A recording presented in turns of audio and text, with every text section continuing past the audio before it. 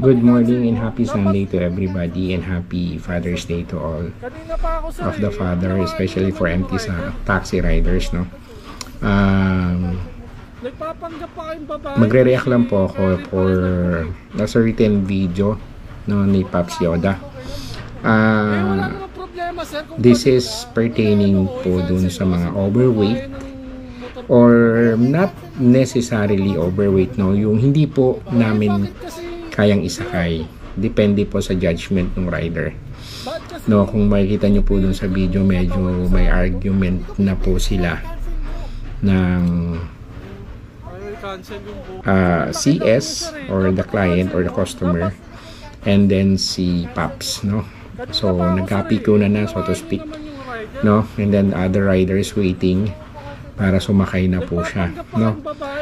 On the side of the rider, mga passenger, no, paliwanag ko lang po, no, sometimes kaya po tinatanggihan ng mga rider yung passenger na sa tingin nila hindi kayang isakay is number one, pinapahalagan po kasi po yung shock ng motor. Magkakaiba po yung shock niyan, magkakaiba ng brand, magkakaiba po ng presyo.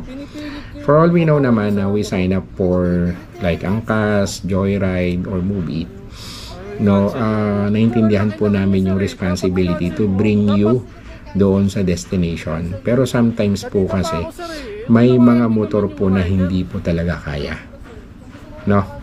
So yung risk factor na madisgrasya po is high, no.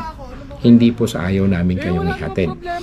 Second thing, para naman po dun sa passenger, no, siguro napikon lang siya the way si Pops ask question, especially pinag-usapan na po yung word na gay or bakla, no. It's very sensitive, no. Parang natouch na po yung ego ni sir, no.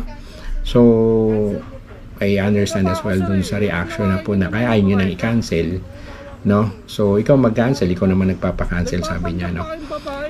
So yun lang po, pertaining po sa shock at saka sa belt, kaya ayaw po namin minsan isakay. Ngayon humingi na po kami ng pasensya sa mga passenger na hindi po namin nagagawa na ihatid kayo just because of those reasons, no.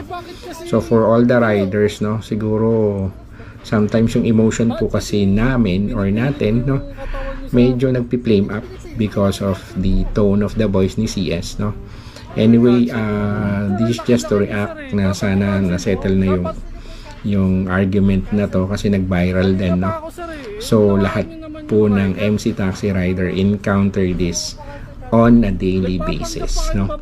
Marami po niyan, especially in Taguig, not only for Pinoy, no, especially yung mga ibang lahi, mas sobra pang ang lalaki, no. Talagang cannot imagine kung maliit yung motor mo, magsasakay ka ng ganong kalalaki. Not because ayaw isakay, but because hindi po kaya ng motor, no. Yun lang po, marami pong salamat and ride safe to everybody and thank you so much. From Guramis TV nga po pala, again si Dek. Salamat po.